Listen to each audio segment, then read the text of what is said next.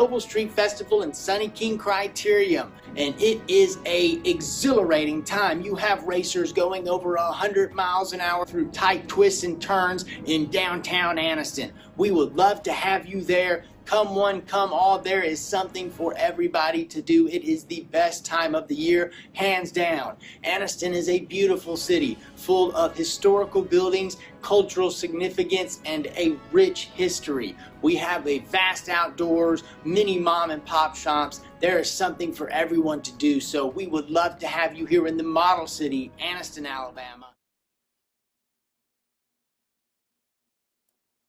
Some of that southern hospitality that you just can't get enough of. Again, May 6th, I know I'll be there and hope to see as many of these virtual racers there as well. Good time to get the tune-up right now. Be curious to think what the men and women think about, well, the men right now, but the women coming up soon. It's like, wow, was the actual course harder or was the virtual course harder? Well, if you ask this Canadian on the front, Verlies, I would say he's all about this virtual course. Guys going all in on these moves off the front. Remember, this is the second time we've seen Verlies make a move like this. He was the one that launched early, like 2 minutes into the race, and now he's trying to go again. He's got no company, though, so this dude is locked in. He's got one card to play, and that is a solo break here with plenty of racing to go. One has to wonder, as Lucas right there from Restart Racing is off the front, did he actually, my guess is that he's a triathlete because I see a treadmill next to him. Did he actually do a run before the race? That is something we're going to have to get some details on after the race is over.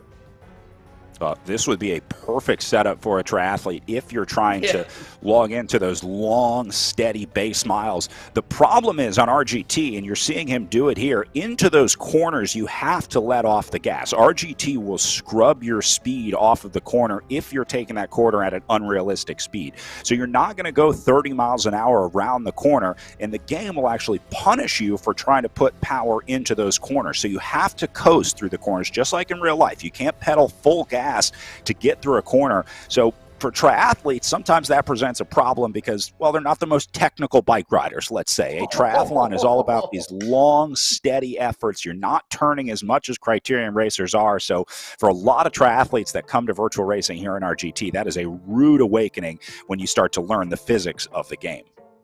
Yeah, and that is fascinating, too. Right now, though, Brad, Verlies is saying, hold my beer. I'm just going to go off the front. Looks like Harvard. And now he's been Hill. So he's been caught by a big group of riders who saw exactly what was happening. Now, this is where you start to see some of these familiar names like Kevin Bouchard-Hall, one of the best virtual racers out there right now. This guy represented the United States at the Esports World Championships last year. So we've got a few riders in this field who have been selected again for the USA Cycling Esports Worlds team. So that just speaks to the talent here. But this is where we're starting to see the experienced riders coming to the front right now. Oh, support. We got, now that is the way you do it, Brad. That's how you race virtually. You have somebody in your family literally up next to you going, come on, dig deep, dig deep, dig deep. We did see, I think it looked like Tim Rugg. He was up there. Bouchard-Hall, Zach Gregg, of course, of Project Echelon.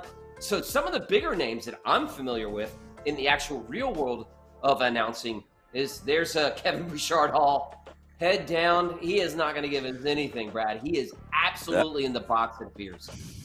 So this looks like a technical issue to me. I think they're working on something with the setup down below. Maybe the front wheel could be the handlebar. The power is still registering in RGT, so I don't think it's like a Bluetooth or computer setup issue for Bush. Looks like maybe the front wheel block. Sometimes you'll see riders lift their front wheel up to get it even when you're on a trainer. I'm not sure what the pit crew is working on here for Bouchard-Hall. Yeah, it looks like we got the jack man and the wheel man in there, the wheel woman in this case, fixing it all. Kevin definitely embracing the Movember thing as well.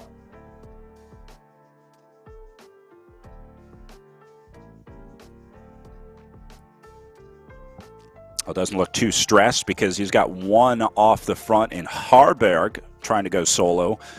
Now, again, the odds of a solo move like this working out very, very low. But that same thing applies in real life racing, I guess. Why go into a breakaway when you know there's a 1 in 100 shot of you making it work? Well, the answer is because 1 in 100 is better than nothing.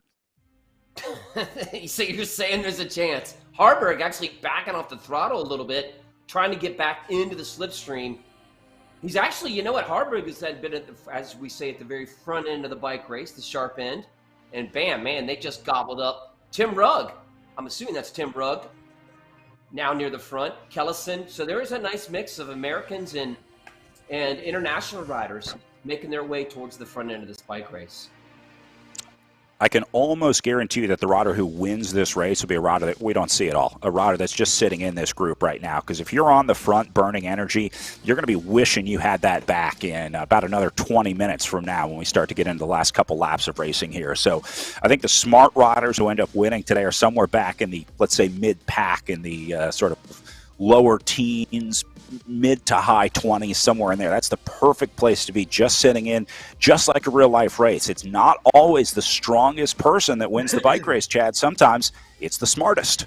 Smartest, you got it. There's Rugg right there. Speaking of a smart bike rider, Tim is spending some energy hoping to drag a few other riders out there with him.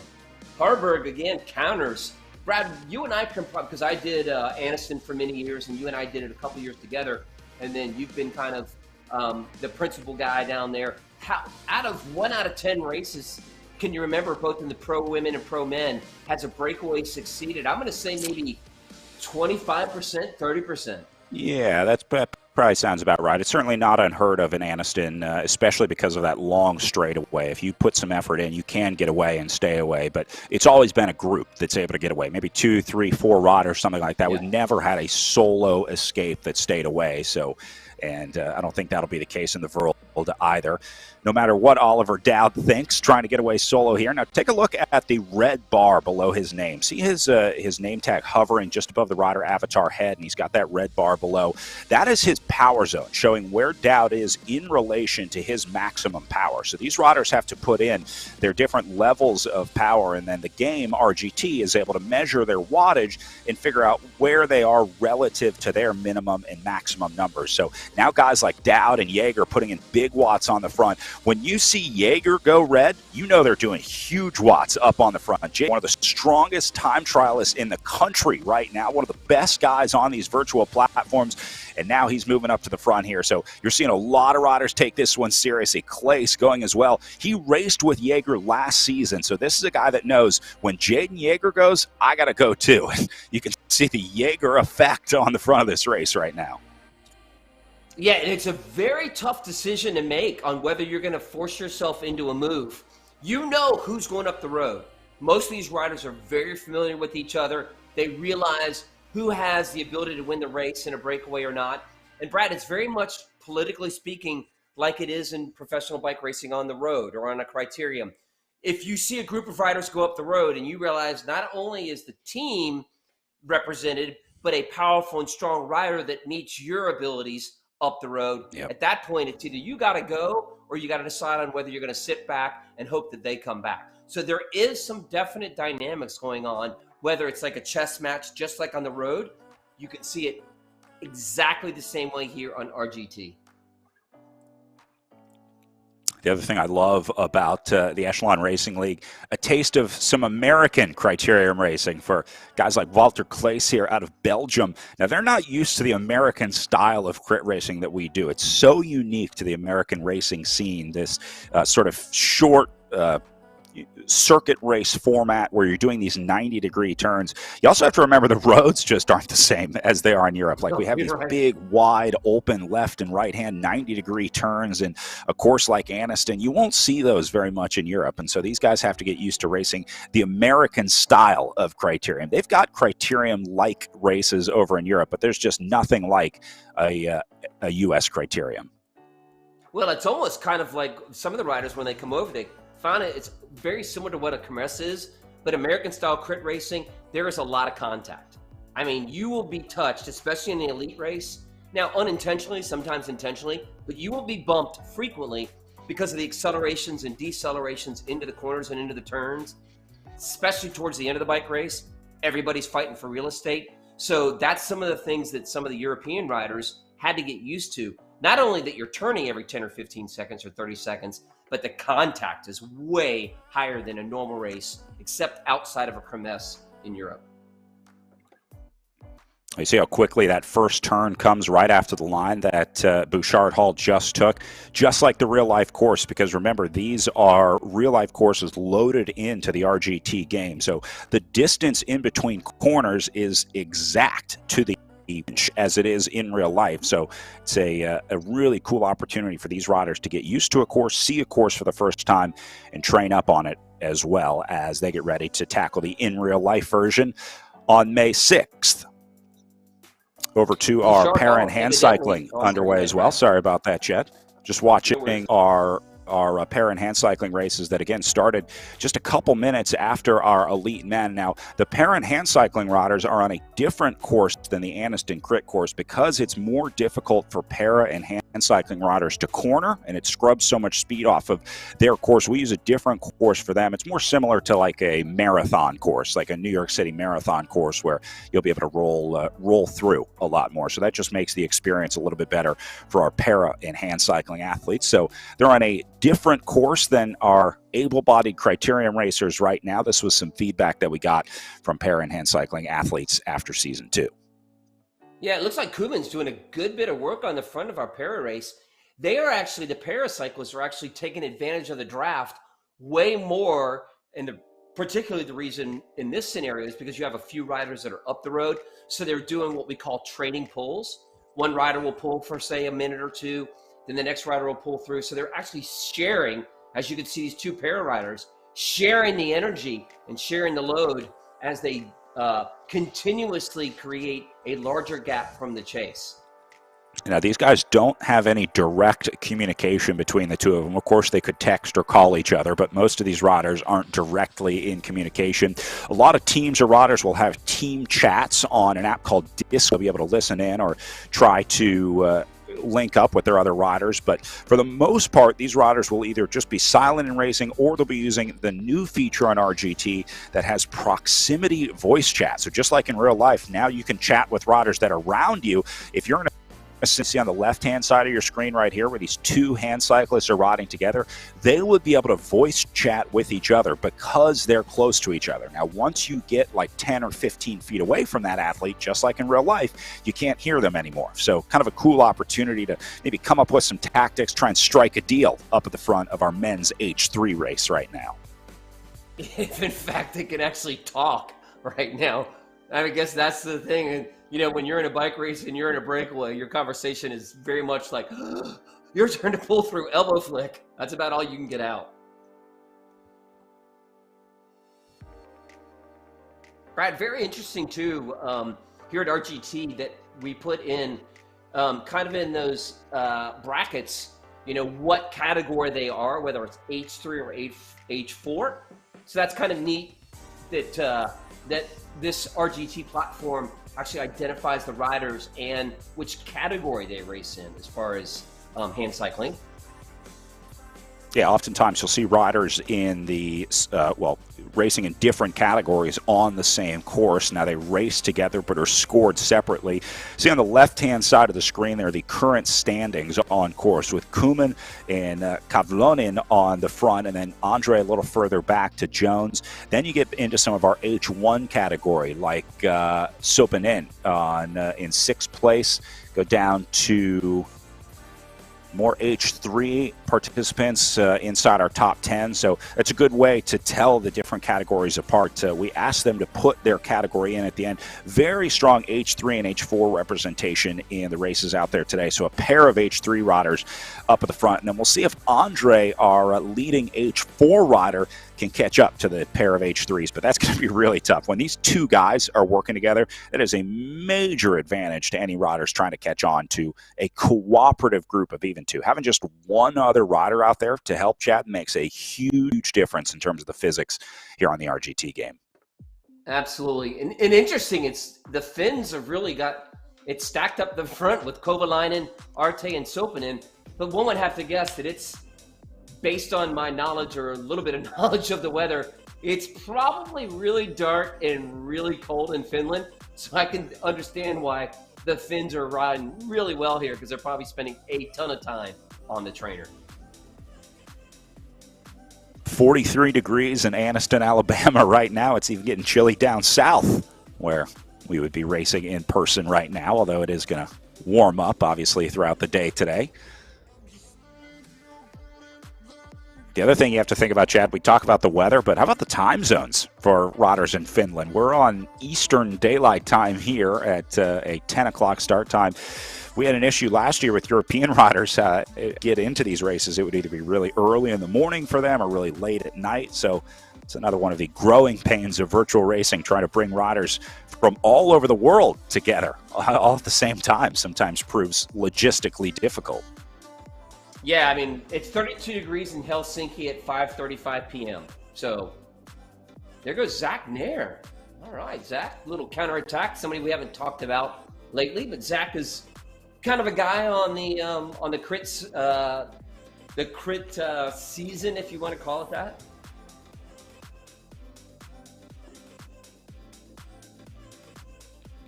Zach Nair was the USA Cycling Esports World Championship coach.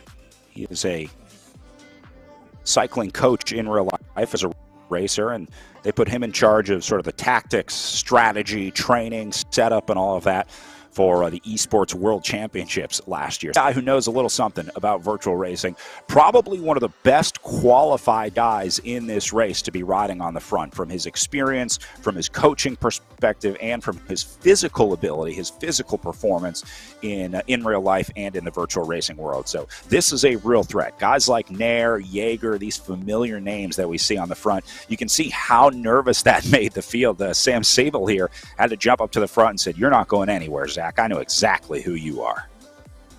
Exactly.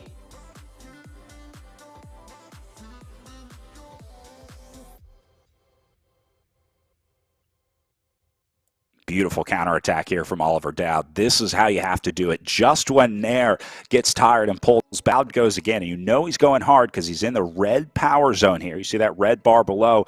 In fact, we can see his wattage on the screen here, Chad. The upper left corner shows sort of a running graph of their last, let's say, 30 seconds of power. You see how this one is all up and down. A lot of big spikes in here for Dowd. Doing 570, 600 watts, somewhere around there. Is that a lot? Put that into perspective for me, Chad. 500 to 600 watts is a substantial amount of power. Again, I guess it goes back to the conversation we had before about the size of the rider. But again, we can mitigate the questions by looking at their watts per kilogram. And Bouchard Hall is putting out 6.2. Dowd is putting out somewhere around that. So 500 watts. If you're doing 500 watts for a minute, that's usually a pretty good Cat 3, Cat 2 rider. Some elites can get up to 700 watts for a minute. So when you start to see in those kind of numbers for that extended period of time, that lets you know not only are they putting on a big effort, but they're also supremely talented, and they are really good at indoor cycling racing, and one would think that that would transfer outside. It looks like these two Restart Racing riders were trying to link up. Bouchard Hall getting up there with Dowd, as they got themselves a little gap. Looks like Eric Hill making his way up to the front of this group as well from Project Echelon. But now Bouchard Hall looks to have gotten the whatever technical issue was all sorted out. And now Bouchard Hall on his own as they go inside the last 10K of racing. Just ticked in under 8 kilometers until the finish line. Yeah, it looks like he's got a little TRX action or something familiar. So little strength training. It's great to see the inside of somebody's little workout, otherwise known as our pain cave, with his strength training and his treadmill, and right now his puddle of sweat that he's clearly, that is going to be a massive cleanup in the Bouchard Hall house. He's making an all-in move right here because look at the separation happening. 5 riders going clear here. They've got a gap to the rest of the group. And now if these guys link up, those other riders have a real problem on their hands. Bouchard Hall has started a major move here as they're coming up just outside of 4 miles of racing to go. About 4.5 miles at a little over 7K to go to the finish right now. These guys know it. Now, this is just like the real-life racing, Chad. There is a temporary alliance being formed with these, let's call it 5 riders on the front. They all want to try and get away from this field so they don't have to deal with a field sprint. And Bouchard Hall is the driver in this group. He's in charge. He's saying, all right, guys, here's what's going to happen. Here's the power that we're doing. Here's the speed that we're going to try to get away. This is Kevin Bouchard Hall's world, and we're just living in it right now. Virtually living in it. Tim Rugg obviously is having, born in 1985. He is well known as a good time trialist. So obviously somebody like Tim Rugg, even Bouchard Hall, trying to get up the road, force the chase. This is their strength. They want to be solo or in a select group of time trialers that can continue to push the pace. Here's what they're saying essentially, Brad. We don't want this to come down to a sprint.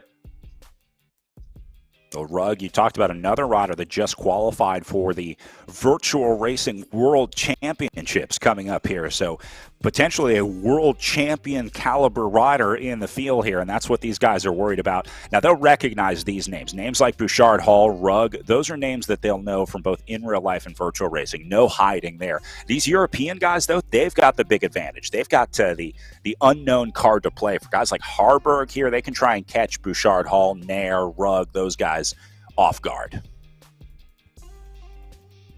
Brad, that's a good point. This is the first race of the season. So essentially, these riders are just now familiarizing themselves with this group as Bouchard Hall, again, pushing the pace, trying to get away in a kind of a solo move. Ideally, he'd like to have a couple riders with him, but it doesn't appear that Kellison, Kolpse, Harburg, Persky, and Rugg are going to let him go.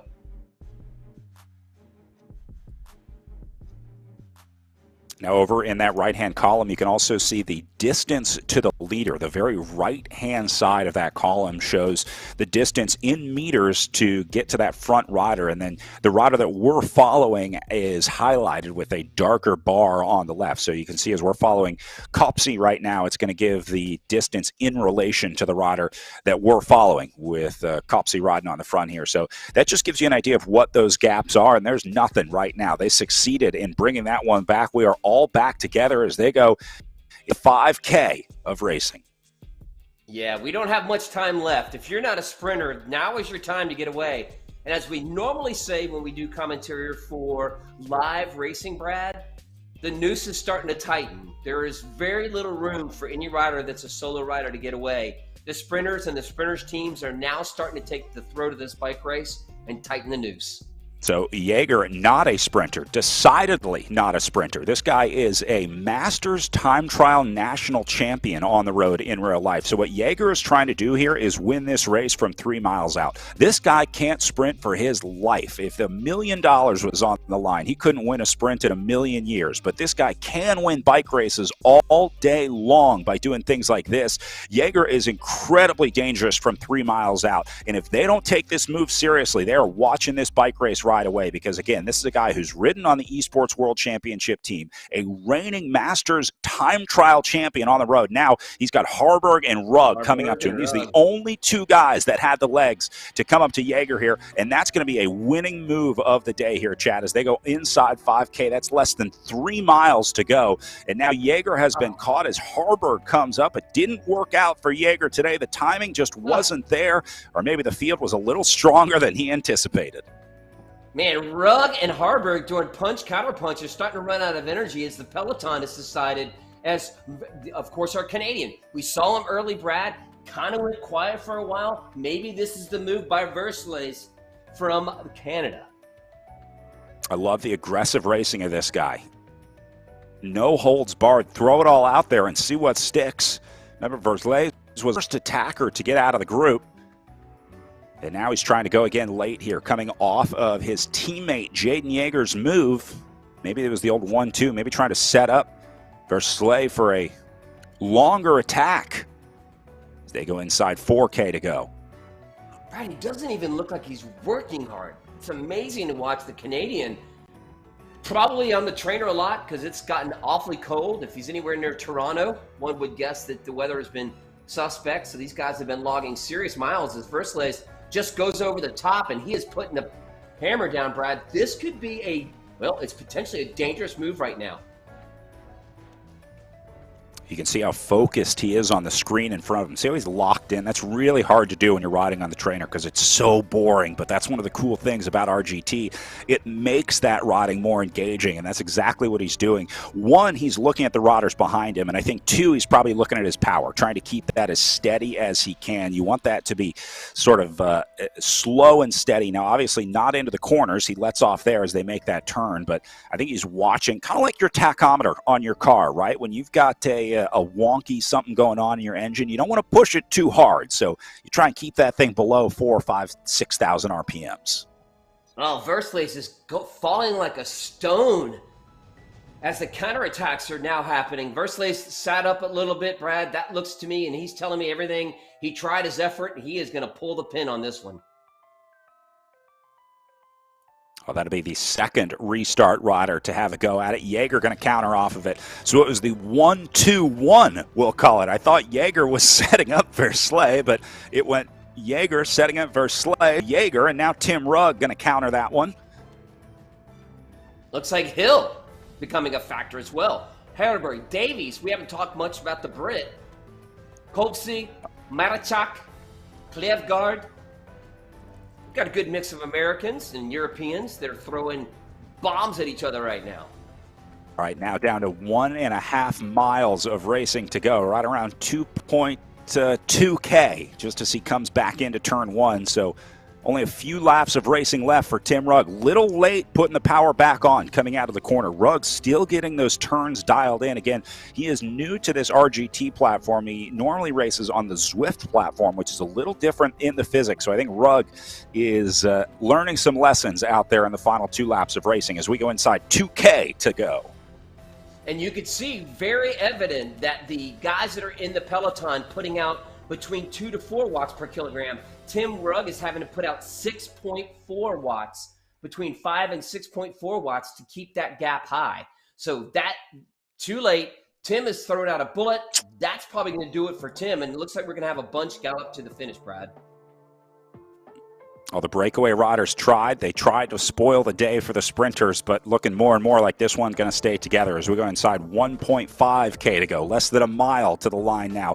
This is Canadian Travis Samuel on the front, but there are about 20 riders that all have a shot of winning this race today. Picking up some lap traffic for Samuel, and now you're going to start to see these big moves being launched. Once they go inside 1K, once you get down to that last lap of racing, or even out of that last turn, that's where everyone opens up. Here goes Peter Olenichek from Project Echelon Racing trying to have a go. Verslace goes again. Zach Gregg starting to move up.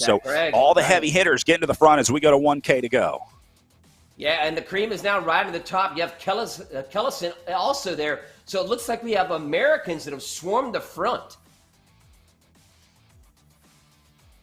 All right, inside the last kilometer, down to 900 meters. Zach Gregg has a little bit of a gap here.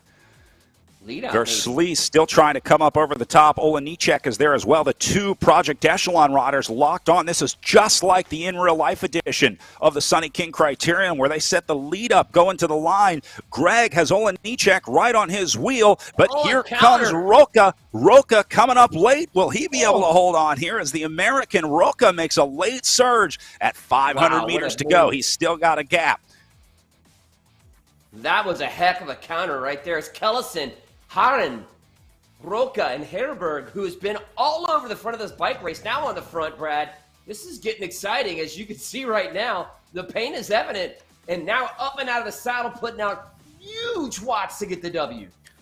300 meters to go. Mason Roca still away. Has about a, we'll call it 20-meter gap. Everybody into the red zone. Kevin Bouchard-Hall, Zach Nair trying to lead the charge back in the field. Will they catch Roca in the last 100 meters? I don't think they're going to get there, and Mason Roca will spoil the party to take a solo win off the front. What a move for this guy. Way to counter. Project Echelon had the perfect lead out with their 2 guys. Roca comes over the top and wins in the last 600 meters. I told you it would be someone who we didn't talk about for most of the day.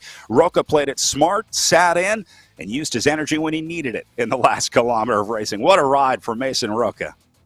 What a counterattack. And from so far out, we talked about it earlier. You're like, Chad, what do you think is the defining moment and defining kind of intricacies of the race course here in Anniston. And it's like, hey, you go too early from turn number 4. Rocco's like, psh, hold it, Chad. I'm going to go from further away. I'm going to go from turn number 2 and get the W. And I love seeing how just cooked these guys are after the race. There's not much that you can do. Just try and recover. We do see a lot of the puke buckets used towards the end of the race. When you go from 100 to 0 that quickly, sometimes it takes the body a while to adjust to that one.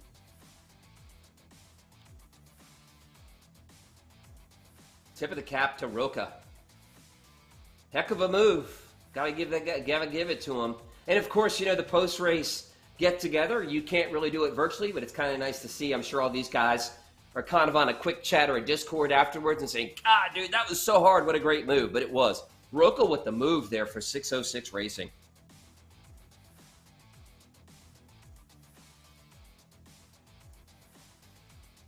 The last riders finishing up. We'll also check in with our para and hand cycling finishers.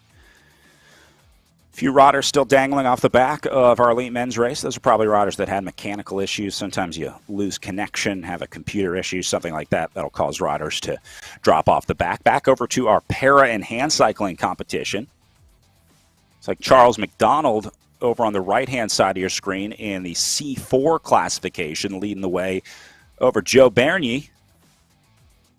And then our H3 rider, Kuman, leading the hand cycling competitions.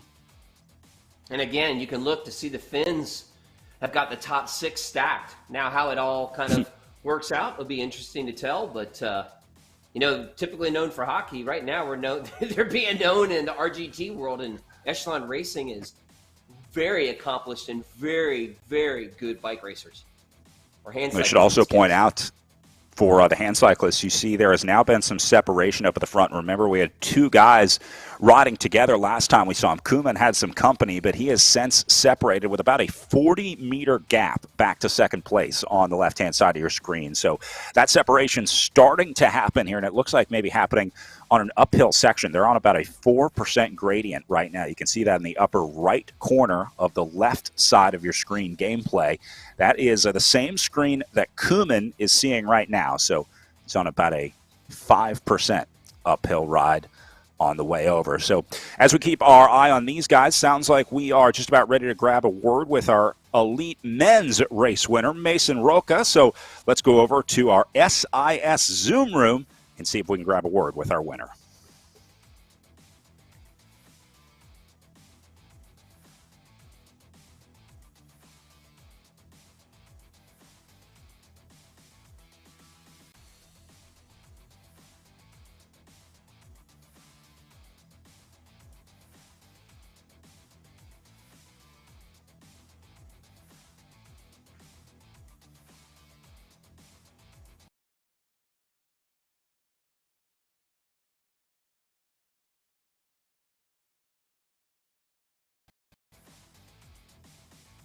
Sorry about that. We'll try and get Mason's audio dialed in here, see if we can grab him.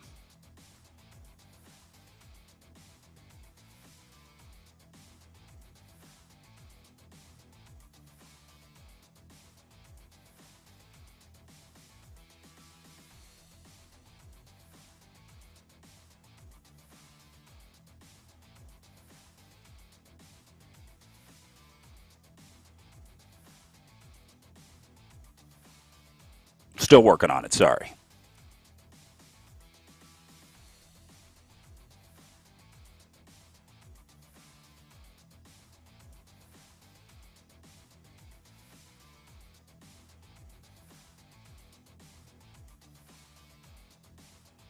Just sitting there and looking at each other on the downhill, and so I decided this was a good time to try and go for it. And I think no one really went with me for a little bit, and then by the time they realized I'd gotten a big enough gap that I was able to get away. Talking about the RTG system, what this race did is that it required a lot of power out of everyone with a lot of watts. Can you talk about specifically this race and how it's going to prepare you for the rest of the season going forward? Yeah, I mean, a a lot of these riders do both Swift and RGT, and the dynamics are different. And so you really have to understand kind of how the drafting works, how RGT works around the curves. And obviously in any of these races, the gradient really matters. And so I'm a really heavy rider, and so that I get affected both on the downhills and the uphills in much more different ways. And so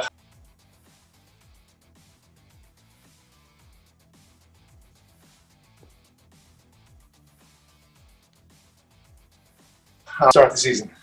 Awesome. Well, congratulations on your win. Go out and celebrate it. And thank you so much, Mason. Brad, back to you. Thanks, Emma. Well, congratulations to Mason. Hope to see him at the In Real Life Sunny King Crit. With his win today, he will earn a free entry to the In Real Life Sunny King Criterium for May 6th. Though hopefully we see Mason out there trying his legs in the real world in Anniston. Obviously has some very strong legs in the virtual world here, Chad. So wrapping up our hand and para, 16K to go in the hand cycling, 19K to go for the paras, and get ready for our elite women coming up next. We're going to take a quick break here from the Echelon Racing League, and when we come back, we've got more racing with hand cycling, para, and elite women coming up next. Jackson Hodges here with Main Street Anniston, and do I have some exciting news for you? It's the Noble Street Festival in Sunny King Criterium, the biggest event in Calhoun County each year. You don't want to miss it. There'll be a free kids zone, food, vendors, all sorts of things. We'll have combat parks, so be sure to come down to experience this once-in-a-lifetime event. Sunny King Automotive Group is celebrating 100 years in Anniston. Please join us in marking our centennial anniversary in our hometown. From all of us at Sunny King Ford, Sunny King Honda, and Sunny King Toyota, we thank you for 100 years, and we look forward to many, many more. Sunny King Automotive Group, serving Greater Calhoun County since 1922.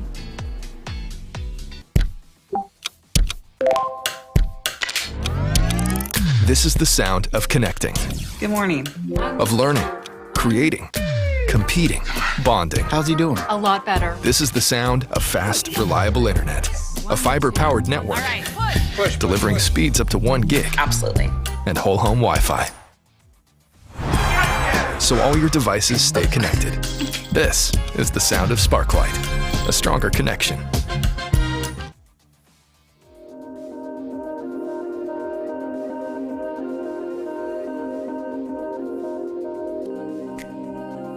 My name is Dr. Alan Lim. I'm an exercise physiologist, and I've spent most of my career working with professional cyclists.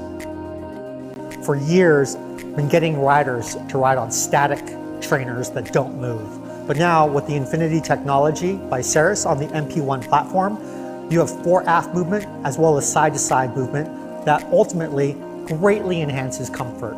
Every single contact point can move in a more natural way, and over the long haul, what that means is you don't get beat up by your static trainer. With just that little bit of motion, you start to replicate what you feel in the outdoors, and that changes the entire experience. I think that one of the big reasons for that is that we're naturally tuned to want to move. Our vestibular system, when it's activated, ends up, creating, I think, a sense of harmony or joy that just isn't the same when you're not able to move. It's like the difference between a rocking chair versus a static chair.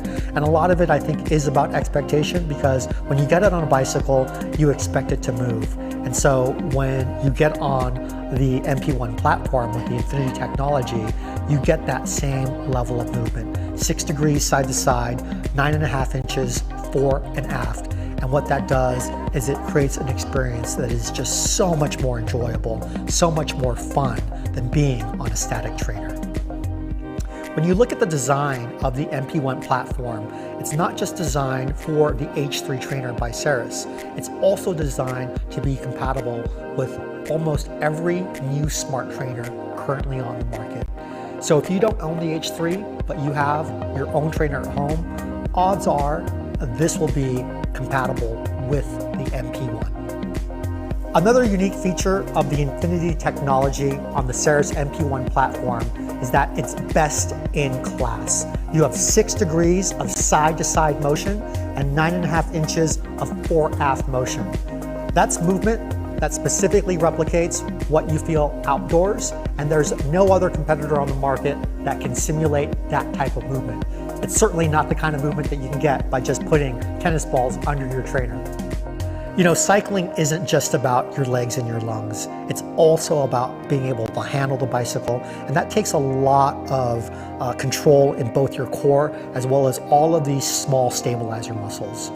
On an indoor trainer that is static, you're just not getting any of that specificity. But with the Infinity technology built into the MP1 platform, you are able to use and have to use all of those stabilizers to control the bicycle.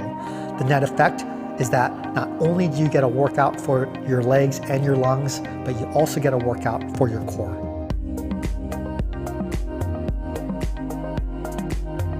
The Infinity technology built into the MP1 platform creates the best-in-class movement for any trainer system. You've got 6 degrees of side-to-side movement, 9.5 inches of fore-aft movement, and the net result is way more comfort, way more fun, the ability to use your core or stabilize your muscles, and you've got a platform that is compatible with most trainers.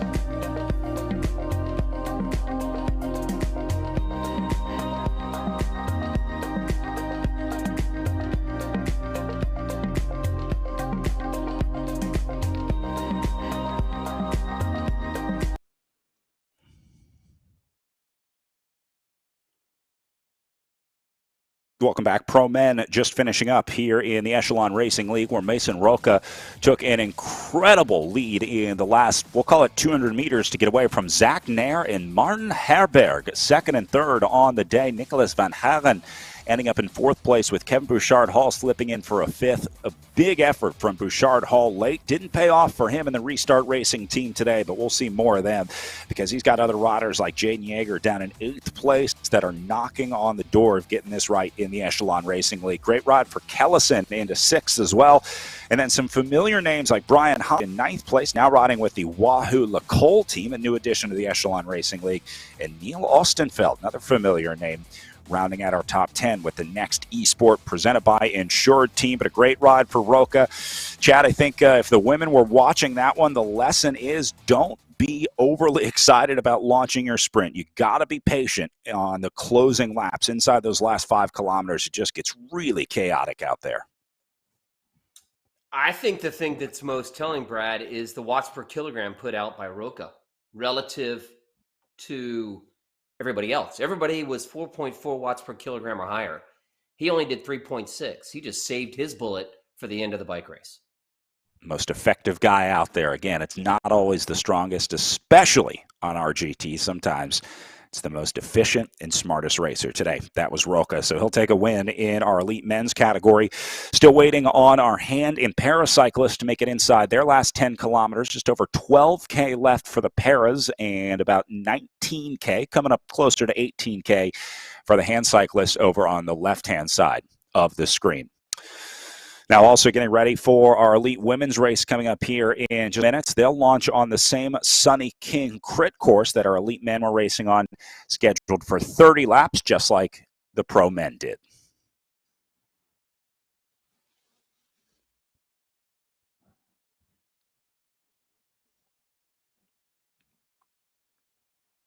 And there are some of your elite women's competitors. I want to point your attention to one athlete in particular, and that is the dominant force in women's virtual racing right now. That is Jackie Godby in the bottom right-hand corner of your screen. Godby, one of the top virtual racers, not just in the country, but in the world. She was, without a doubt, the strongest rider of Echelon Racing League Season 1 and 2, and now she's looking to reestablish her dominance here in Season 3. So there's no question that Jackie Godby is the 1,000-pound gorilla in the room for our elite women's race. How iconic that Jackie's got that prestigious jersey off to her left and her right. Godby was another rider selected for the Esports World Championships last year, and got to expect to see her back this year. It's interesting too, Brad, that you'll notice that a lot of these riders, it looks like they're going hard at the start. They're preparing for this race as if they are actually doing the Sunny King crit.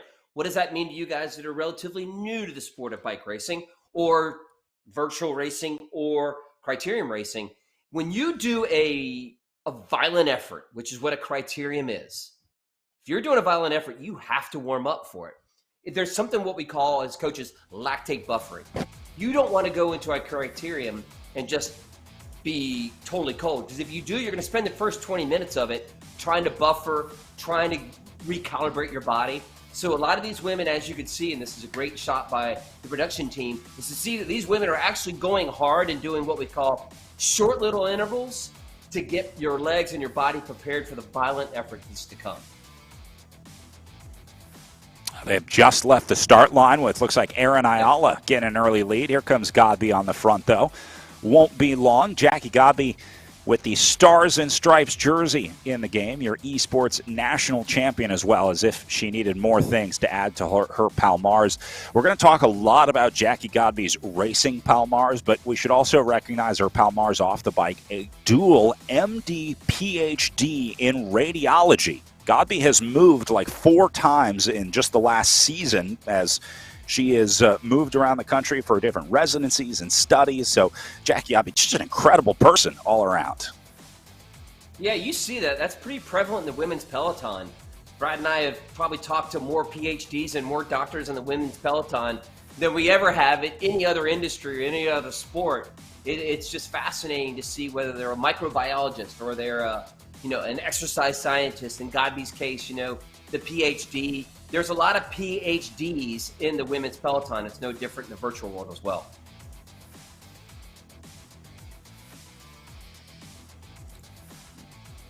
And there is a good look at Godby racing with the XXX Racing Athletico team. Now, it's really cool that she's stuck with that team based out of Chicago, where she originally started racing, actually came from the triathlon world. Her coach and team mentor at XXX Racing said, hey, you should give just regular bike racing a shot, and turned out she was pretty darn good at it. So Godby over the last, let's say, 3 years has become a dominant force in the virtual racing world.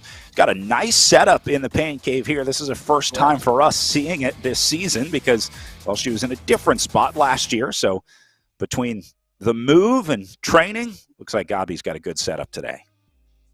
Brad, you brought up a great point. I was just getting ready to see it. Looks like she's on her tri-bike. So interesting background to Godby's past and her current state. The question becomes for elite triathletes that have a great deal of success in the actual discipline of cycling, there are some transfer overs. So, Jackie may end up having a challenge that, she's showing that she has great talent in the cycling world. Does she continue to do the swim and the run with it? That's the question.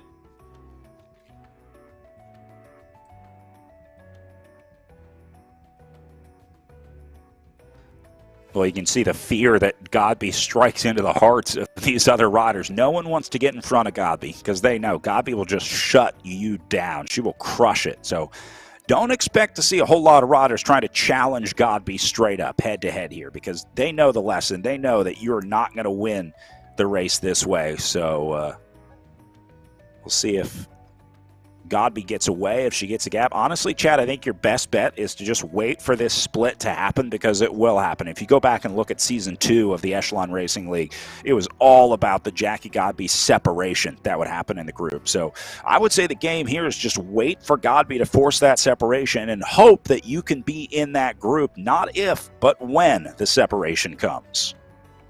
Yeah, she's clearly pushing the pace, and a lot of triathletes, when they first get in the sport of bike racing, they don't understand the complexity of bike racing, meaning a long story short, I was racing with, back in the early category years of my racing, there was a number 2 ranked duathlete in the world at the time, and he just rolled on the front and destroyed everybody. But when it came down to it, he ended up 42nd in the bike race, and he couldn't figure out why. It's because guess what, Paul, you were dragging us around the entire race, and none of us had to expend any energy. That's something new that triathletes have to learn, is the dynamics and the chess match that goes in a bike race. See a lot of that in our lower category races too, as riders starting to get into virtual racing. In this block of racing today, we also have our men's B category racing on a separate virtual course. It's the exact same course, but they're not in the same sort of virtual world, I guess, is the way to describe it. But this is where you'll see riders now on the right-hand side of your screen. These are guys that are trying to make it into the elite ranks in the Echelon Racing League. So kind of like Category 3 or Category 2 on the road. We call it men's B in virtual racing, but these are the guys trying to make it to the next level. Yeah, and that's prevalent in a lot of races that aren't sanctioned, that they'll decide to use the ABC, very much like collegiate racing.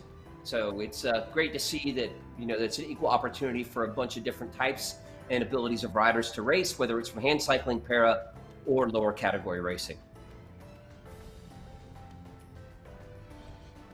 So this is an American with a little bit of a gap. Fletch.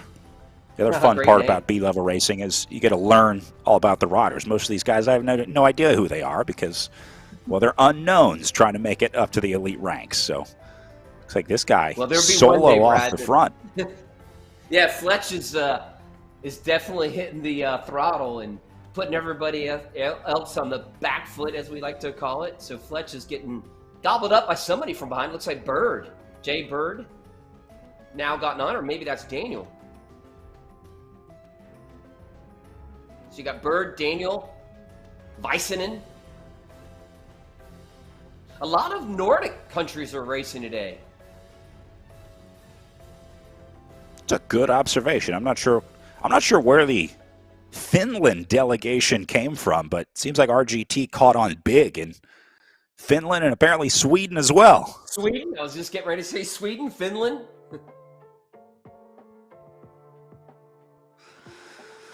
So this is Bjarhead at the front right now with a little bit of a gap. Not quite enough to call it a breakaway just yet. Much bigger international representation in our elite women's field. It's really cool to see riders from all over the world, including, you see all those German flags on there? That is the Rose Beast Mode team. That is another returning team to the Echelon Racing League, a team that followed Season 2 with us last year and enjoyed it so much that they're back for more. This is Team SZ's Bjarhead on the front right now.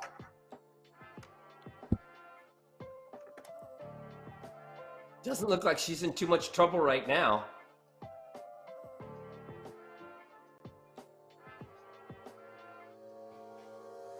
It is fascinating to watch everybody's little pain cave and where they do their work. It gives you an insight into, some people like just doing it in a garage. Just give me a light, a dim light, and a trainer in a cool room and let me just lay it out. So Bjarhead has definitely decided she's going to use the her little pain cave happens to be the garage, where other people like bougie lights and all. So it's a testament to somebody's, maybe their temperament as well. Bjarhead, another doctor in the field here, a doctor of philosophy. Oh, goodness gracious. Boy, I'd like to sit down and have a conversation after the race and hear all about that.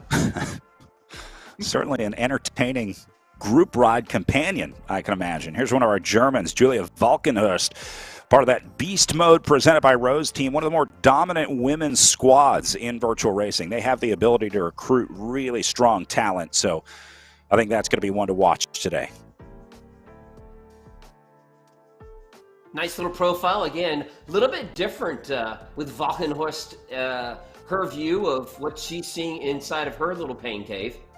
It's not a garage. Evidently, it's like her little room that she's set up, maybe a family thing where they all get in there and they do their thing. Obviously, we could see a little bike on the side, but Valkenhurst is definitely taking those levers and pushing out some big-time watts. Yeah, one of the biggest challenges for indoor riders, for virtual riders, is trying to stay cool, maintaining your body temperature. That's why these fans are so important. You'll see almost everybody has a fan on them. And the riders that are racing outside actually consider it to be a pretty good advantage, whether they're racing in like a cooler garage or basement. Sometimes, it's not going to be 30 freezing outside, but it may be 40, 50, 60 degrees Fahrenheit. That's a huge difference compared to a 70-degree room, a 75-degree living room if you're racing inside. So they're trying to stay cool for those riders. That's why you'll see so many riders in the garage. One, because it's hard to convince the other people in your house to let you set up a trainer anywhere else in the house and just leave it set up all the time. Sometimes the garage is just the most convenient place to put the trainer. But two, the temperature, the ambient temperature where you're riding does play a big part in it as they try and maintain their body temperature. Brad Soner, the meteorologist. Well done, sir. You know, that's something that I would have never considered until 2 seasons of Echelon Racing League under my belt. Yeah, there's the irony behind that is when I had my training centers is again, Gabi goes again, is that we would literally have to open up the doors on the second floor when the temperature was 25 degrees outside. And it would be cool enough in the room of, say, 20 people that were training, very similar to this situation. At 5 feet in the air, the temperature would be 65, and at 6 inches, it would be 32. So all their toes would be cold, but they would still be warm. And that goes to that ambient temperature. You have to keep your core temperature low, and it's no different in indoor training and indoor racing. The other thing you have to deal with in virtual racing is sweat management because you sweat a lot on the trainer. That's why you see so many riders with towels wrapped around their shoulder. You just sweat so much, and since you don't have that evaporative cooling of the wind blowing on your face riding in real life, it just sort of pools on you, and so it creates some, we'll say, sweaty finishes for a lot of riders out there. And again, it's truly a lot of these riders have their own older trainer bikes because sweat is highly corrosive, and when you're sweating that much, that's a tendency to get in your headset, get in your head, your head tube, and your handlebars. So yeah, you really have to clean up your bike pretty well after a hard ride. As you can see, one of our riders right now has got the window full open to get the fresh air in. Erin Ayala from Velocity Vixen. Brad, got the window cracked a little bit. One would think that she's at a northern climb. Yeah, Erin is another return athlete here in the Echelon Racing League out of Minnesota, you called it. Minnesota, a sports psychologist.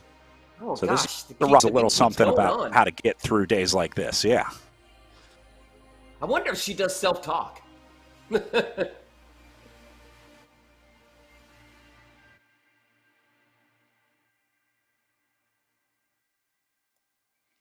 See, Ayala's set up here, the fan behind her, and then tailwind. Little training table in front. I see the cell phone there. I think that's just running Spotify, though. I think she's just listening to some tunes right now. I think she's got it flipped over for no distraction. We'll have to get the down low on that, but I don't think she wants to know what's going on that phone. The only thing she's focused on is Godby, who's up the road again.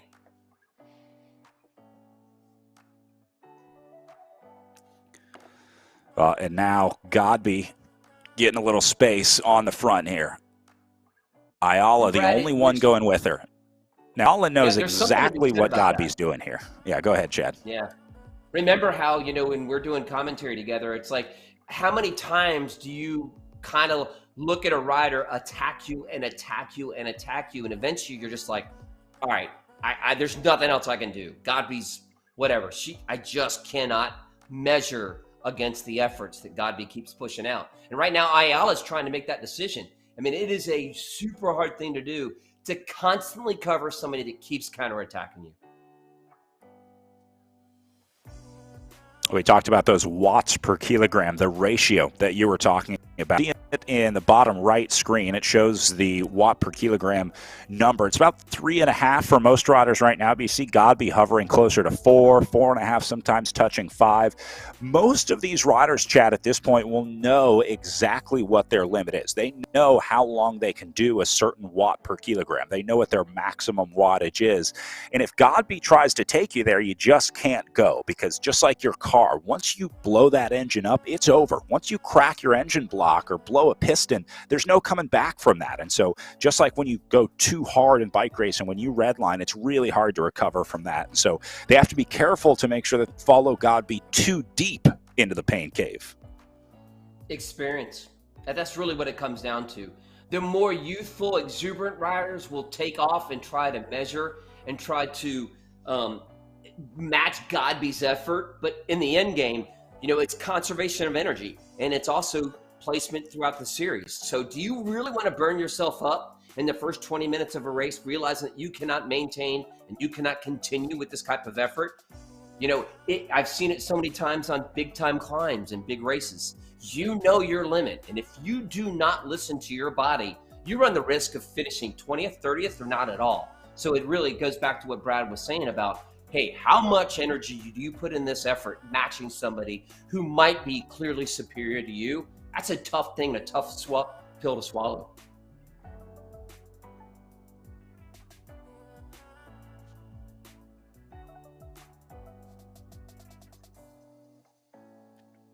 All right, so Godby and Ayala are your two front runners out there right now, although Godby giving herself a clear lead over the rest of the group. Looks like Ayala going to end up back at the front of the group here. You can see that distance. So Godby already starting to pick up some lap traffic out there, starting to lap riders on this Sunny King crit course. And meanwhile, Ayala, Embring, and Bjarhead all linking back up together to try to figure out what to do about the great Jackie Godby. 183 beats per minute, putting out 400 watts. That is absurd. And it's interesting, Brad, look at her cadence. I mean, it's down in the 70s, and now she's ticked up towards the 80s. Obviously, you know, probably on that climb. But she seems to be more comfortable, and some triathletes are more comfortable at a lower cadence than actual crit racers. Most crit racers average 90 to 95 in a criterium. Godby, since she's solo, she's settled into a cadence that she's comfortable with. Yeah, Godby just rides on another level than the other riders out here. And these numbers are legit. She's been tested and retested. There's multiple step verification processes on every platform that Godby races on. She's passed all of them. So we know that these numbers are legit. She can turn those numbers out in real life. There is no glitch. There is no hacking. There is no, it's legit. It's pure wattage that Jackie Godby is putting out right now. That's what makes her such a great triathlete, and that's what makes her such a great virtual racer. Yeah, that would be hard to compete against somebody that can put up that much power for an extended period of time. I mean, literally, I'm not sure how she is on the run or the swim, but I guarantee it is a difference maker when if she's a long course athlete, to be able to put out that much power for that extended period of time. And it looks like these riders trying to work together. McGregor, Dorr are here trying to get something together to hopefully lift this tempo and bring Godby back. But the problem is that gap is just getting bigger and bigger and bigger. It was 150 meters when we started talking about it. She's up to 250 meters away now. And if she keeps this up at this rate, she's going to go a lap up on this group. She's going to go all the way around this course and catch into the back of this group if she keeps building this gap as quickly as she has. Well, I guess the question now begs, Brad, do these women realize that either A, the race is over, or if they work together, they bring it back? So at this point, this group is either fighting for second or trying to bring back the break. It happens to be Godby. So you do have some kind of contentious moments in this group. Some are more, happy with getting second. Others are more motivated by bringing Godby back. But if you're constantly pummeled by Godby week after week after week, it seems to me that you'd have this quiet resolution of going, okay, now we're racing for second instead of trying to bring Godby back. As Godby continues to widen her lead, looks like we are getting into some finishes in our hand cycling competition. This will be Kuman staying away solo, able to hold off Kavalnin on the day. Remember, Kuman and Kavalnin riding together for the first half of the race, but looks like Sam Kuman has made the separation now as he goes inside the last half kilometer of racing, and that'll be a win at the front of the men's H3 classification. Kavalinen going to end up second. I don't see any threat of that changing. And then looks like third locked in with Andre as well. That'll be third overall. He'll win our H4 category individually. But Kuman going to be our overall winner. There he is. What a machine. I know, right? Both man and bike or hand cycle. It's interesting, Brad, when I did the World Championships, that some of these guys can put out more than able-bodied cyclists on a sprint at the finish. Koeman looks like he could put out about 4 times as many watts as I can put out in a sprint. Look at those guns. I mean, the guy is jacked. Incredible effort. The other thing you notice, see that little bit of flex in the crank arm right there? That's just pure power that he's putting in. And they actually put a little bit of a dampener on there to try and stiffen that up a little bit. But Koeman in and done. He will take the first win in the Echelon Racing League Season 3 hand cycling competition. Great ride for Sander Koeman, your race winner today for the ASC Olympia team. He'll add another win to his Palmares here in the Echelon. And what's the first thing you do after a big win, Chad? Got to start recovering.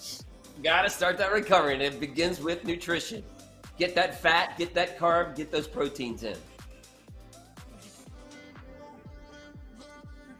Talk to me about why he's eating so quickly afterwards. When I finish with a big workout, putting something in my mouth is the last thing that I'm thinking about. But these guys quickly, why is that? Brad, there's two kind of mindsets from athletes. It's really especially in criterium racing or short track mountain bike racing, you go so deep and so hard that your stomach is under some sort of distress.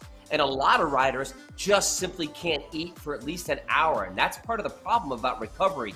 But look, you saw Koeman, he was able to get some food in immediately. What's preferred? 45-minute window. Get something in quick as you possibly can. With such violent efforts, a lot of people's stomachs just aren't capable of taking anything in, and they have to go hours before they can eat. And a lot of the athletes that I've coached in the past, even the world-class riders, after a crit, they're like, they can't eat for 2 or 3 hours later. And of course, that's the worst thing that you could do as far as recovery goes. So there's kind of two camps, but really your physiology will tell you what you really can do. But what you should do is obviously recover quickly and get that food in.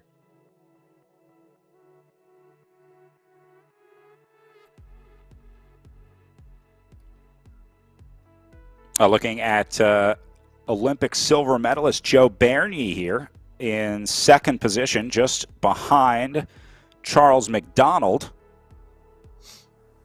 So Bernier and McDonald, both very, very talented cyclists. There's a little hello from Joe. Yeah, nice little wave to the camera. Nice to see you out here racing as well. That's no different than one of some of the big races that we've done when we get up there and do a quick flyby with the camera. They'll wave at the camera. Well done by Bernier. I actually raced against this guy once in my career in one of my very first Category 5 races at a series of races called Super Week up in Wisconsin. I had the chance to race against Joe as a Category 4. He absolutely smoked me. I was out the back in like 3 laps as Joe continued to put pressure on the front. So this guy is single-handedly responsible for ending my racing career. I sold the bike and hung it up after that, after getting dropped out of a beginning level crit because Joe went too hard on the front. I just had to retire after that one. Well, Brad, the beauty of Cat 5 and Cat 4 racing in both men and women, you can go to the start line and think, oh, I'm absolutely going to crush that person. Next thing you know, they're at like top 3 and you're like, how did that happen? They don't look like they can race their bike. Aha. The bike is the great equalizer.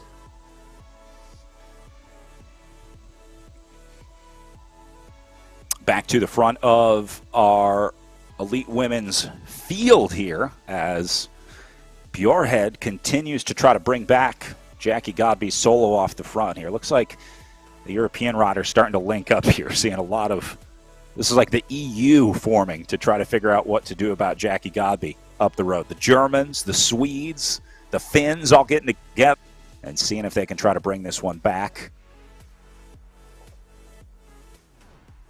Looks like we got 3 of our Swedish riders up in the SIS Zoom room right now. Nice look in for them.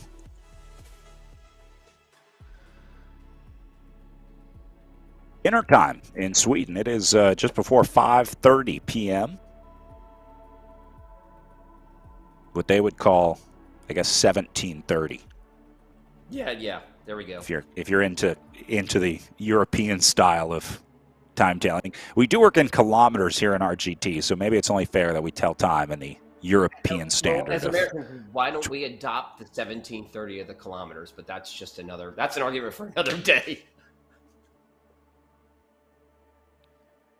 In America, there's 2 5:30s. In Europe, there's only one 17:30. As Lundin comes to the front. I'll tell you what, the Swedes does look like we've got 4 Swedish riders all over the front, but does it look like they're working well together, Brad? I mean, obviously the gap is still kind of keeps growing each lap. Yeah, it's tough to tell whether or not they're working well together in the game just because of how hard it is to place yourself. In a group like this, it's really hard to put, let's say, 4 riders on the front. In a scenario like this, it's just too difficult to try and line all those riders up because the game kind of places you into the best draft. And so it makes it difficult to really try and control the field. So really the only metric that we have to gauge how they're doing against Jackie Godby is watching that gap, seeing if it's growing or shrinking. It's growing. It's at 550 meters, the new gap right now. Call it 650. She picked up another 100 meters. So what you're really looking at is the progress that they're making in bringing back Jackie Godby, and it's not going well for the riders back in the field. Godby is still laying on the watts. Even though she's leading this race, she's at the front. She's got almost half-lap lead at this point. But take a look in the upper left corner of her gameplay screen, that number 274, 300, 330 right now. When that goes red, that tells you that she's getting into her maximum power, maxing out the power that she can put in. And it's happening a few times. So Godby is not letting up here. Look at the intensity. For a rider that is leading this race by almost a half lap, she certainly looks concerned. Doesn't look very relaxed to me, Chad. Well, here's a theory that I have that I'm going to throw out there. This is the first race. She's got a gap. And what better way to get data for her coach, assuming that she has a coach, is to go out there and give you your 50-minute or 45-minute FTP test. That could be what she's doing right now. She looks like she's got a big gap, so why not keep it on the pin, get great data this early in the season, and go from there. FTP standing for functional threshold power. And usually, most people do a test that's 20 minutes, but if you truly want to know what your true functional threshold power is so that you can set your training zones, it's an hour. Who wants to do an hour test? Well, it looks like Godby clearly wants to do an hour test.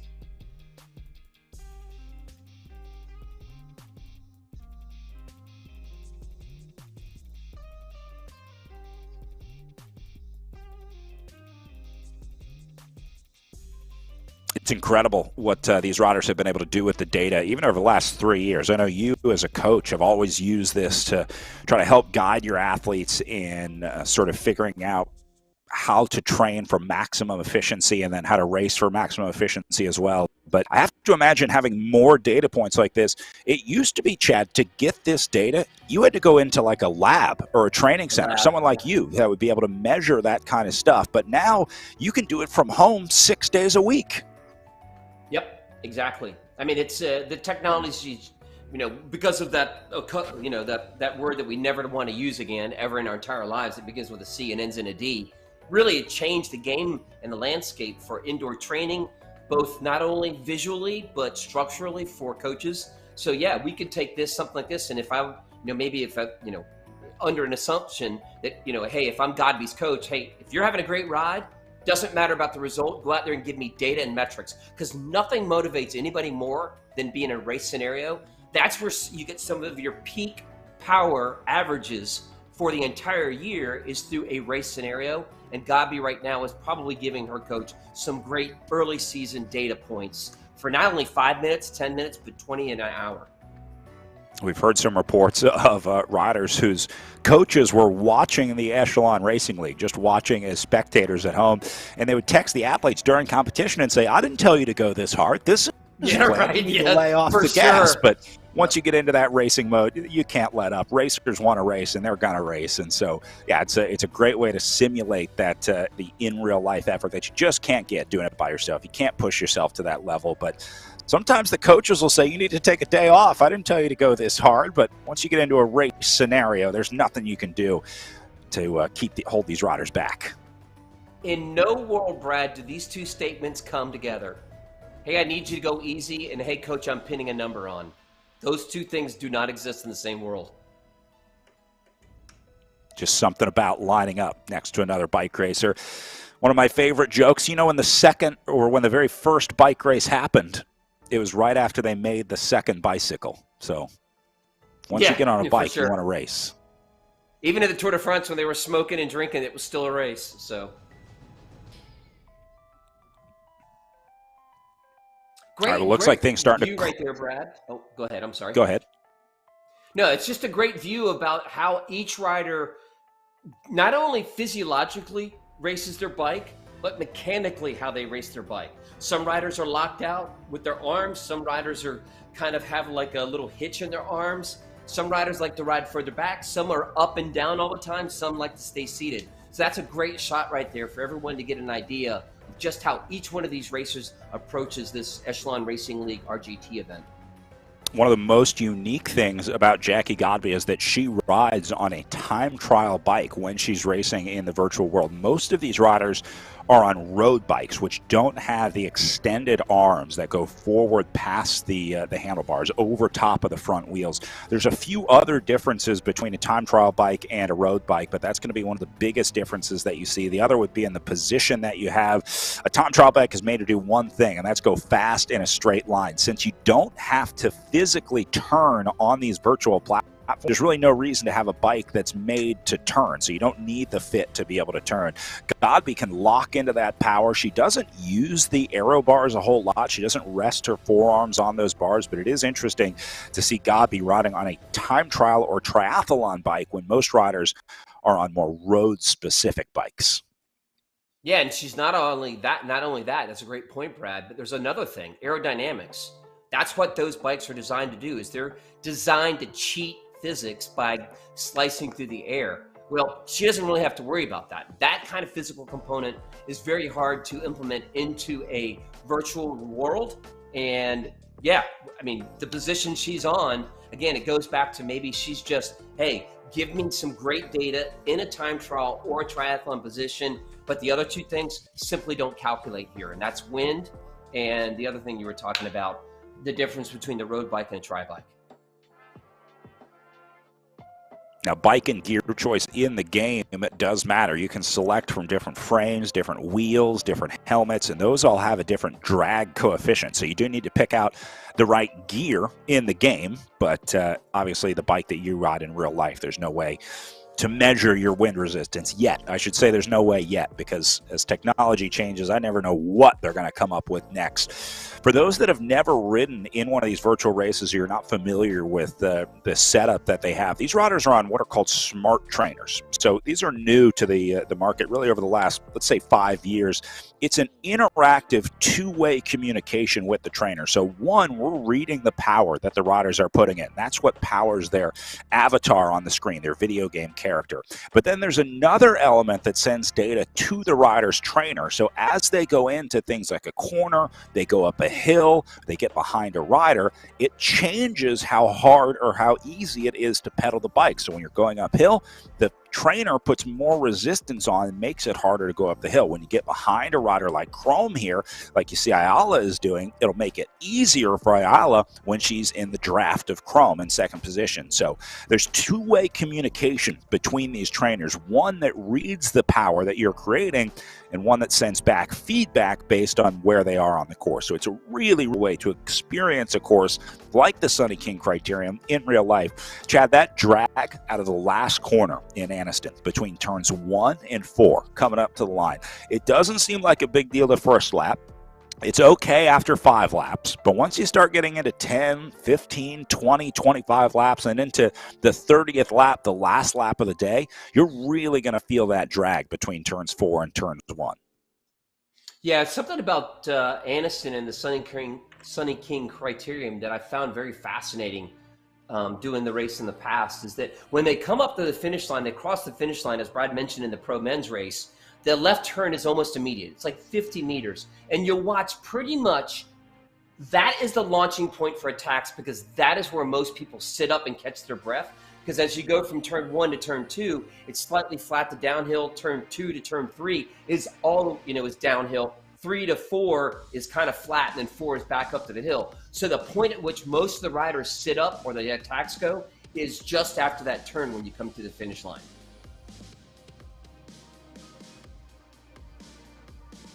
down to just over 11 kilometers of racing remaining for these riders up at the front. Be right around 7 miles, a little under 7 miles.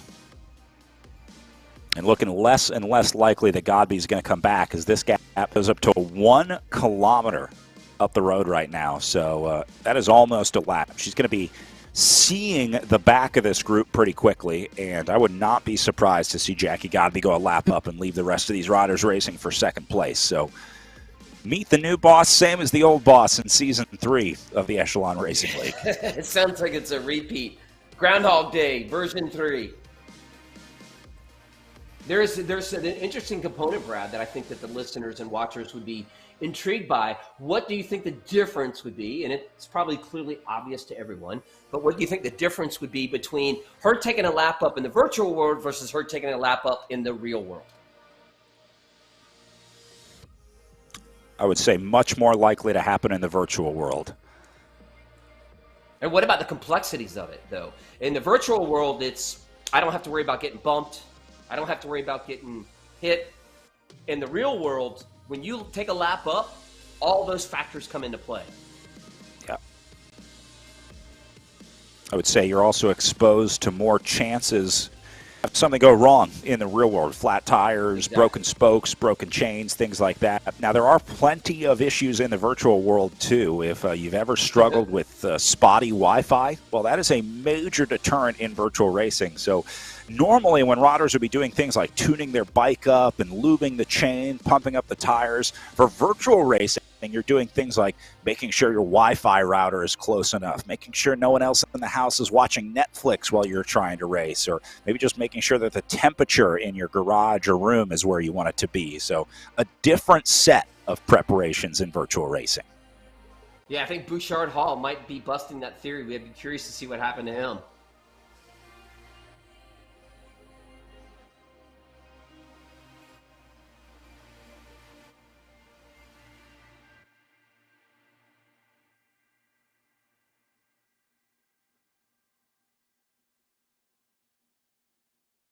Fletch looks like in the B race, still on the front, Brad. He's been putting out a ton of energy in this race.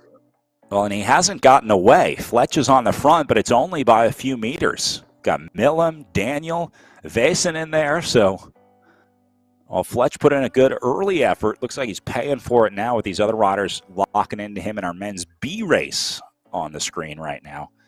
Just under 8 kilometers to go.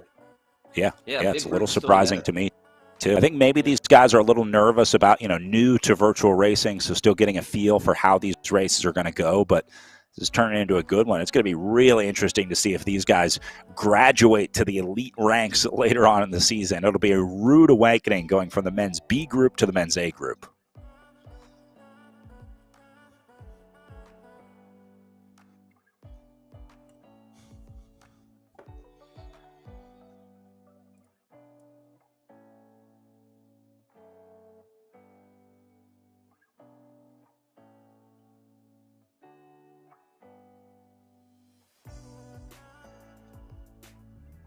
Fletch has been gobbled up by fellow countryman McCullum, putting out a legit 4 watts per kilogram. That's strong. So it's funny, Brad. A lot of people when they first started getting in the virtual world, Cat 1s and Cat 2s and Masters Elite would jump into the A race and get absolutely slaughtered. And there was a lot of humility that would go on into the virtual world. It's like, man, do I suck this bad? No, it's just a learning curve. You need to learn how to race the game. If you're putting out power, you're putting out power. But again, there's you don't have that innate ability to be able to move around a peloton and understand and calculate. So you have to kind of recalibrate your brain from standard bike racing to gamified bike racing. They're very similar, but there are also some differences as well. That was one of the most entertaining parts of the early part of pandemic when everyone started to get into virtual racing, was watching the confident in real life racers get absolutely smoked by people that they had never heard of before, because there are some new names in this virtual racing space that, maybe don't race in real life on the road, but since virtual racing is more accessible to them, it's easier to do. You can do it from your garage on a Saturday morning if you're in the United States. That brought a whole new level of competition to virtual racing, and so riders didn't really translate from in real life racing to virtual racing. We learned that it takes a special kind of rider to do well on these virtual platforms. I'll give you a prime example with one of my athletes back during the COVID. I didn't, I was kind of getting and understanding the virtual racing on any of the platforms. So my client actually called me up and I go, "Hey, did you win?" And my athlete goes, "I got dropped." I was like, "Huh? You got dropped? Yep. What do you mean you got dropped?" "Yep, I got dropped." And I was like, "How is that possible?" Then I started breaking it down and understanding it a little bit more. It was like, yeah, it was a full learning curve for this person as well as for me.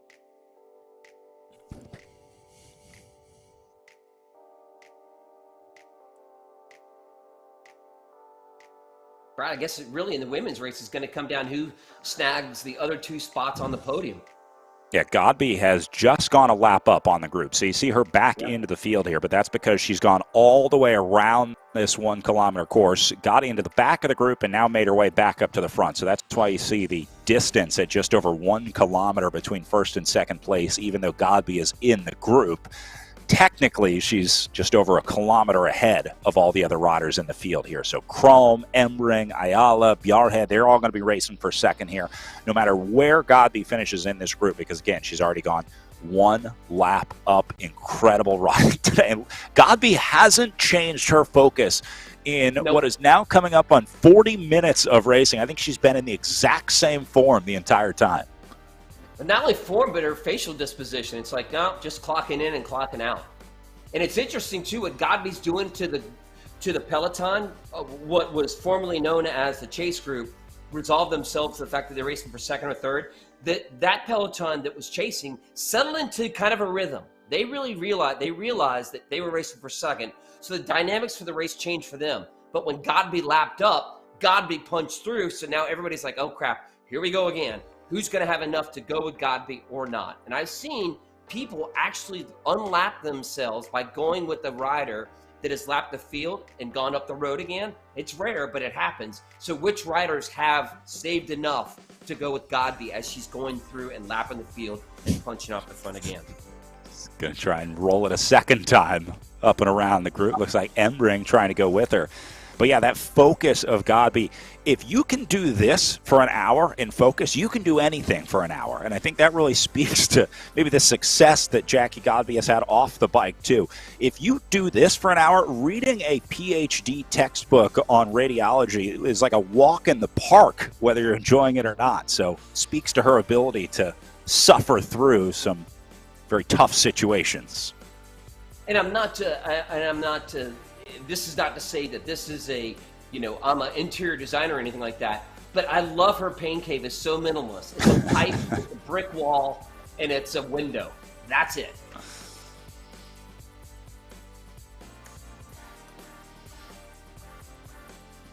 Maybe puts you into the right mindset when you get into right, for sure. The pain I'm not cave. Gonna be some bougie flowers everywhere. It's going to be like brick wall, computer, done.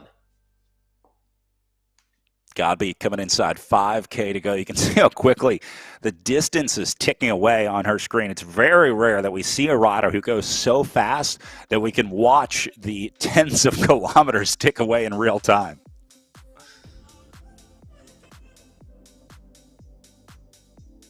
Finally some other move from Godby let us know that she's actually human today.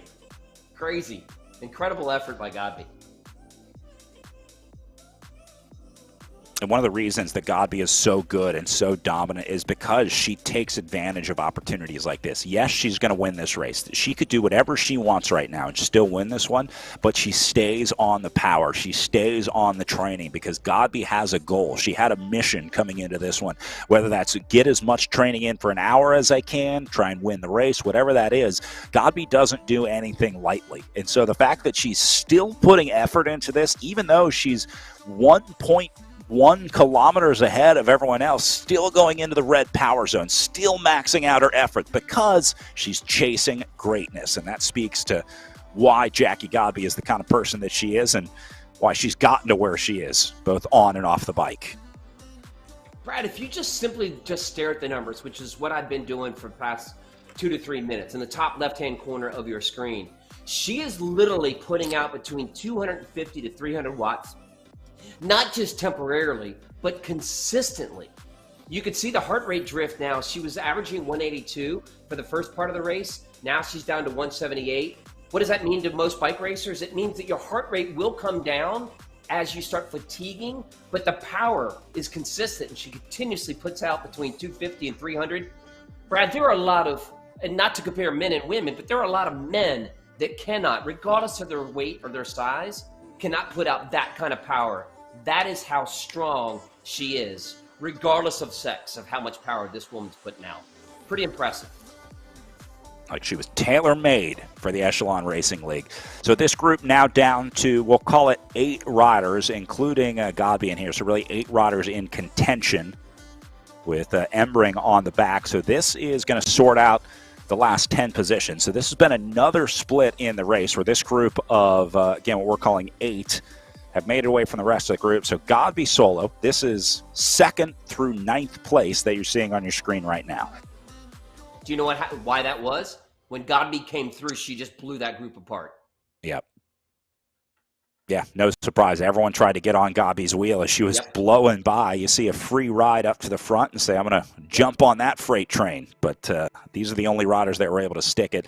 Here's a big move coming from Carolus off the front as they go inside, or coming up to 3.5 kilometers of racing to go. So things starting to heat up in our elite women's field as Jackie Godby has gone away solo. We're also going to be checking in with our men's B race, getting down to it. They should be finishing up here pretty soon. But this is really where the action is, watching 2nd through 9th place on the road in our elite women's race, trying to see how this group is going to sort out the last 2 podium spots remaining, because Godby's already got the top step. That will not change, but someone from this group is going to be next to her on the virtual podium in 2nd and 3rd.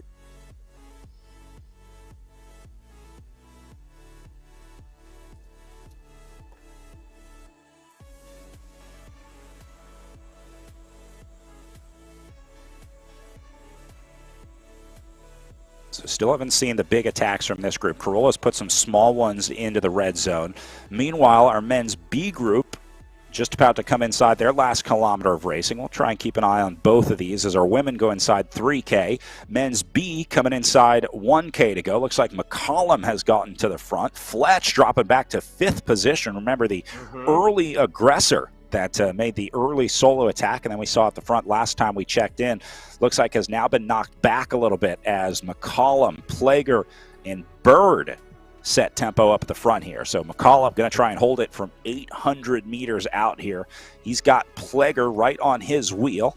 Looks like Plager might pass him, and they are opening up a gap over Bird, Vesnin, and Kirby. Here comes Fletch into 4th as they go inside 600 meters to go now. 3rd, 4th, 5th place coming up behind these 2 guys. They went a little early. McCollum and Plager are going to get caught. Big move from Bird at 500 meters to go. Now they're into that turn 4. So this is that long uphill drag that they're on right now. Bird at a disadvantage because here comes Fletch from behind. The patience is going to pay off as they go inside of turn 4. And this is where it starts. Fletch back on the front. McCollum dropping back into 6th position. It'll be Plager and Bird trying to get there. Fletch into 2nd, but the German Plager launches a big one out of the last corner. The uphill drag to the line in the last 150 meters. Certainly looking good for the German here. Bozeman, the American, trying to get there into 2nd. Not going to happen today. The German will win the men's B as Plager takes the win in the Sonny King Crit men's B race. Followed by McCollum Back. and Bisonen. A great ride from Plager. The patience paid off. Back over to our elite women inside 1.9K to the finish now. This is where things will start getting chaotic in this group, just like we saw in that men's B sprint group finish. Patience is the key here, Chad. It's all about where you are coming out of that last corner here on the Sunny King Criterium course. You've got to resist the temptation to go as soon as you make that turn at turn number 4. Godby is gone again, a lap and a quarter up, as Godby is surely going to get the win. But Brad, back to what you were saying, and I've said it in the men's race before the men's race, you have to be patient out of turn number 4. As you could see in the past couple races, if you go too early, you will get caught. So patience is the key out of turn 4. As a great shot there of Godby, going to take the win in our women's pro elite. And I love this. Out of the saddle with a 1 kilometer lead at 20 meters to go, and still hammers on with a hand in the air for Jackie Godby, your women's race winner in the elite women's category. And now this field going to sort out 2nd through 9th place. Looks like the Germans on the front down here as they try and figure out who's going to line up next to Godby on the podium. Great effort by, what a great effort by Godby, taking a lap up on everybody else. And as you can see in our Echelon Racing League, coming down to the end, we are going to have a battle for 2nd and 3rd. Valkenhorst starting the last lap of racing now. Got some company on the front. This is going to get interesting.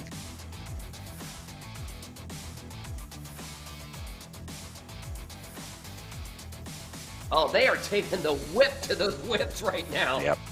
Larson getting a little space here. The solo rider off the front now into the red power zone. She's going all in, but can she hold it for 500 meters?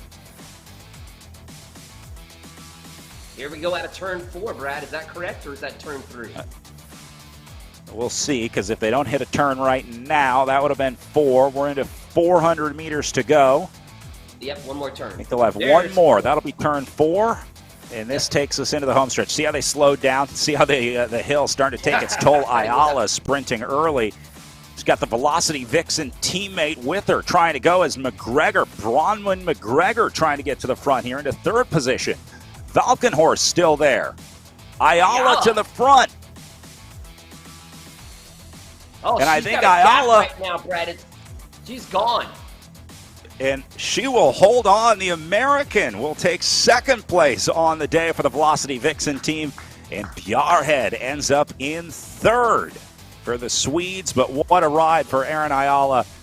A 2nd place field sprint win for the Velocity Vixen rider. Congratulations to Erin Ayala. That is a big result for Erin, a rider that has been hunting these Echelon Racing League competitions for the better part of 3 seasons now. That's got to feel good for Erin Ayala, getting a field sprint win today.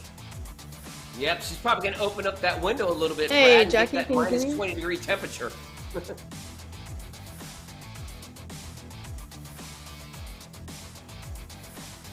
Can you hear me?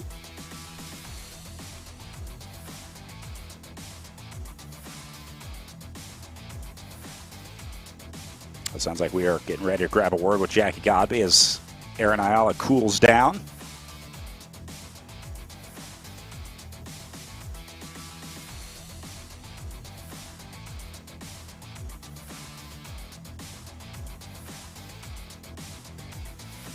Looks like Godby getting ready for her post-race interview as our last riders finish up in the elite women's race, wrapping up the 2022 Sunny King Virtual Criterium here. And again, Chad, racing on in real life courses. We are so excited to be back May 6th for the in real life Sunny King Criterium. What a great venue. Fabulous venue. Good Southern tradition race. It's one of probably the longest existing races in the Criterium space. All right, well, sounds like we've got Jackie Godby in our SIS room. Let's head over and try and grab a word with our race winner, Jackie Godby.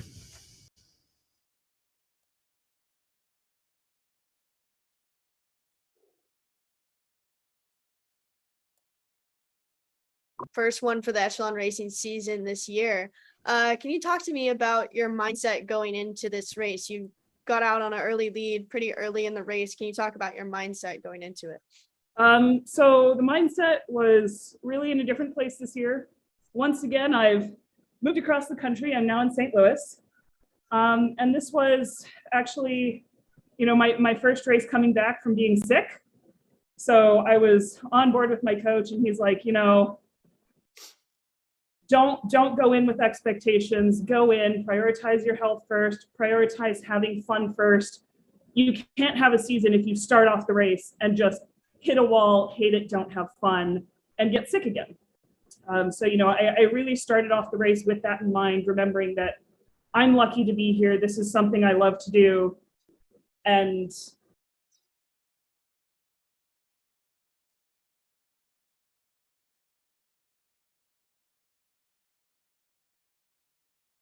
a couple laps in, the breakaway stuck. I was feeling good. I was having fun. I was hitting those sort of internal personal goals that we talked about. And I said, okay, I'm going to take a chance. Like, let's see if my body can handle this. And, I'm really, really lucky. I had my husband, John, the doctor in the room, keeping a set of eyes on me, keeping me honest. And we had fun.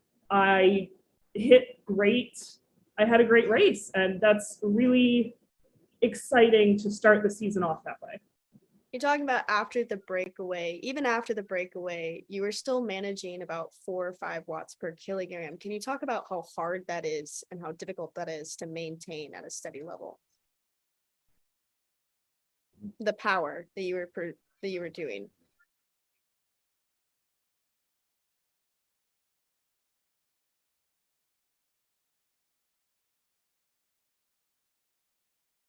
I'm really able to do as a heavier rider, as a bigger rider, is I've really focused on using my climbing, getting up out of the saddle, using my weight, using my power.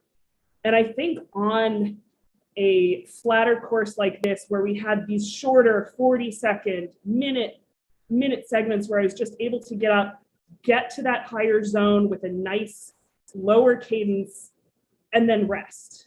And again, that's a very nice way to mentally break it up, make sure I'm still having fun, check in with myself. So I think this was a really great course in that respect. Win under your belt now, how are you going to celebrate? Chocolate. Do you have any on you? Oh, yes. We have the fresh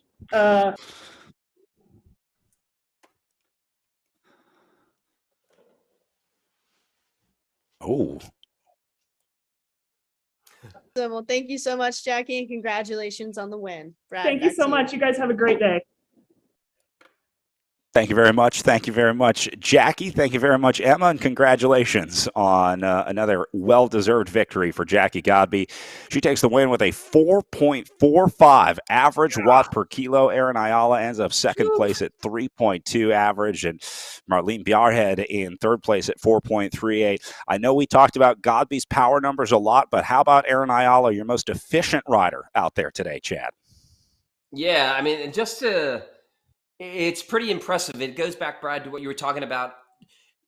There's 2 methods of bike racing today. Obviously, with Godby putting out just incredibly sick numbers at 4.45 watts per kilogram. Ayala, she did the flip. She conserved energy, saved as much like our men's pro race, the winner there, is conservation of energy and using it when you need it the most. And that's what got Erin Ayala the second on today's race.